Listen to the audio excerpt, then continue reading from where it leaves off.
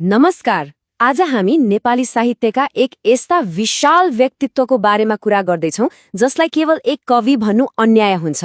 उहाँ हुनुहुन्थ्यो महाकवि लक्ष्मीप्रसाद देवकोटा। एक लेखक मात्र होइन, सिङ्गो युगलाई नै डोर्याउने एक युगपुरुष। तर प्रश्न उठ्छ, आखिर कसरी कुनै एउटा व्यक्ति सिङ्गो युगको प्रतिनिधि बन्न सक्छ? एउटा मान्छे कसरी युगपुरुष बन्छ? यसको जवाफ देवकोटाको जीवन यात्रामा नै लुकेको छ। आउनुहोस्, आज हामी त्यही यात्रालाई नजिकबाट निहालौं। देवकोटाको कथा सुरु नै हुन्छ उहाँको उपाधि महाकविबाट। उहाँ एक यस्ता सर्जक हुनुहुन्थ्यो जसले आफ्नो कलमको मसीले नेपाली भाषा र साहित्यको फाँटलाई सिञ्चित गरेर सधैँका लागि उर्वर बनाइदिनुभयो। उहाँको जीवनको सुरुवात नै एउटा रमाइलो विरोधाभासबाट भएको थियो। विक्रम सम्वत 1976 को लक्ष्मी पूजाको दिन जन्मिएकाले उहाँको नाम लक्ष्मीप्रसाद रह्यो। तर हेर्नुस् त, जीवनभर उहाँले धनकी देवी लक्ष्मीको पछि लाग्नु भएन, बरु ज्ञानकी देवी सरस्वतीको सबैभन्दा ठूलो उपासक बन्नुभयो। उहाँको प्रतिभा बाल्यकालदेखि नै यति असाधारण थियो कि मानौ उहाँलाई सरस्वतीको विशेष वरदान नै प्राप्त थियो। उहाँका पिता तिलमाधव देवकोटा संस्कृतका प्रकाण्ड विद्वान हुनुहुन्थ्यो। भनिन्छ, लक्ष्मीप्रसादले एकपटक सुनेका वा पढेका श्लोकहरू तुरुन्तै कण्ठस्थ सुनाउन सक्नुहुन्थ्यो। यो अद्भुत स्मरण शक्ति देखेर त उहाँका पिताले उनलाई सरस्वतीकै अवतार हो कि क्या हो भन्टान्नुहुन्थ्यो। उहाँको औपचारिक शिक्षा पनि निकै तेज गतिमा अघि बढ्यो। दरबार हाइस्कुलबाट सुरु भएको यात्रा 1987 सालमा स्नातक तहमा पुगेर टुङ्गियो। तर उहाँको ज्ञानको तिर्खा कक्षा कोठाको सीमित घेरामा मात्र कहाँ अड्किन्थ्यो र? उहाँले आफै अध्ययन गरेर अंग्रेजी साहित्यका रोमान्टिक कविहरूलाई पढ्नुभयो, जसले उहाँको सोचलाई एउटा विश्वव्यापी उडान दियो। उहाँको प्रतिभा कति प्रखर थियो भन्ने कुराको सबैभन्दा ठूलो प्रमाण सायद यही 2 हरफको कविता हो। यो उहाँले जम्मा 10 वर्षको उमेरमा लेख्नुभएको थियो। सोच्नुहोस् त, यति सानो उमेरमा जीवन र मृत्युबारे यति गहिरो दार्शनिक चेतना। तर देवकोटाको जीवन सधैँ सहज र सुन्दर मात्र थिएन।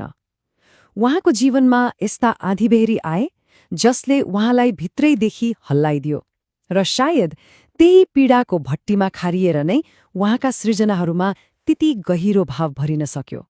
जम्मा 25 वर्षको कलिलो उमेरमा उहाँले आफ्नी आमालाई गुमाउनुभयो। यो उहाँको जीवनमा आइलागेको पहिलो ठूलो वज्रपात थियो।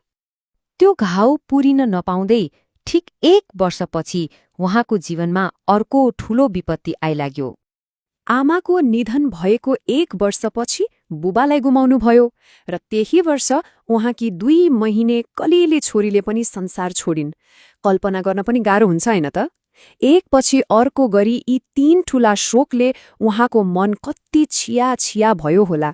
तर अचम्म, यही अथाह पीडा नै पछि गएर उहाँको साहित्यमा करुणाको सागर बनेर छलछल्क्यो। यति धेरै दुःख र पीडाका बावजुद उहाँको कलम रोकिएन, बरु झन तेज बिजुलीको गतिमा चल्न थाल्यो। उहाँको सिर्जना गर्ने क्षमता त साँच्चै अमानवीय जस्तै थियो। यो तालिका हेर्नुहोस् त, कस्तो अचम्म! शाकुन्तल जस्तो विशाल महाकाव्य लेख्न उहाँलाई जम्मा 3 महिना लाग्यो, अनि सुलोचना महाकाव्य त झन् 10 दिनमै तयार, र कुञ्जिनी खण्डकाव्य त्यो त एकै रातको कमाल हो। मानिसहरू भन्छन् उहाँ कसैसँग गफ गर्दा गर्दै पनि कविता लेख्न सक्नुहुन्थ्यो। लाग्छ उहाँको शब्दकोशमा असम्भव भन्ने शब्द नै थिएन। अनि उहाँले आफूलाई कुनै एउटा विधामा मात्र बाँध्नु भएन। महाकाव्यदेखि खण्डकाव्य, निबन्धदेखि नाटक र उपन्याससम्म साहित्यको यस्तो कुनै हाँगा थिएन होला जहाँ देवकोटाको कलमले स्पर्श नगरेको होस्। उहाँ साँच्चीकै हरेक विधाका महारथी हुनुहुन्थ्यो। तर देवकोटाको योगदान साहित्यको पानामा मात्र सीमित रहेन। उहाँको सृजनात्मक ऊर्जा देश बनाउने अभियानमा, शिक्षा र क्रान्तिको मैदानमा पनि उत्तिकै देखियो। उहाँको सार्वजनिक जीवनको यो यात्रालाई हेरौँ न। राणा शासन विरुद्ध लड्ने एक क्रान्तिकारी आवाजदेखि देशको शिक्षा नीति बनाउने शिक्षा मन्त्रीसम्म, अनि नेपाल एकाडेमी र त्रिभुवन विश्वविद्यालय जस्ता संस्थाहरूको जग बसाल्ने एक प्रमुख व्यक्तित्वसम्म उहाँको भूमिका साँच्चै अविस्मरणीय छ। र उहाँले शिक्षा मन्त्री हुँदा चालेको एउटा सबैभन्दा महत्त्वपूर्ण र दूरगामी कदम थियो विद्यालय तहमा नेपाली भाषालाई अनिवार्य विषय बनाउनु। यो निर्णयले राष्ट्रिय पहिचानलाई बलियो बनाउन ठूलो भूमिका खेल्यो। जीवनको अन्तिम क्षणहरूमा क्यान्सर जस्तो घातक रोगसँग लड्दा पनि उहाँको सृजनाशीलता कहिल्यै रोकिएन। उहाँको भौतिक शरीर त हामीमाझ रहेन, तर उहाँका कृतिहरूले उहाँलाई सधैँका लागि अमर बनाएका छन्। यो भनाइले उहाँको सपना कति विशाल थियो भन्ने देखाउँछ। आफै गम्भीर बिरामी भएर थलिनु भएको बेला पनि उहाँ नेपाली साहित्यलाई विश्वको महासागरमा पुर्याउने सपना देखिरहनु भएको थियो। उहाँले जीवनभर आर्थिक अभाव झेल्नुभयो, तर उहाँका लागि सबैभन्दा ठूलो सम्पत्ति पैसा होइन, आम मानिसको माया थियो। त्यसैले त जब उहाँलाई आफ्नो सबैभन्दा राम्रो कृति कुन हो भनेर सोधियो, उहाँले नाम लिनुभयो मुनामदनको। किनभने यो कृति हरेक नेपालीको मनमुटुमा बसेको थियो, सरल भाषामा आम मानिसकै सुख दुःखको कथा बोकेको थियो। उहाँको अन्तिम सङ्घर्ष पनि उत्तिकै प्रेरणादायी थियो। क्यान्सरको असह्य पीडा भोगिरहँदा पनि अस्पतालको शय्याबाटै उहाँले प्रलय, वेदना जस्ता शक्तिशाली कविताहरू लेख्नुभयो। उहाँले साँच्चीकै आफ्नो अन्तिम श्वाससम्म साहित्यकै सेवा गर्नुभयो।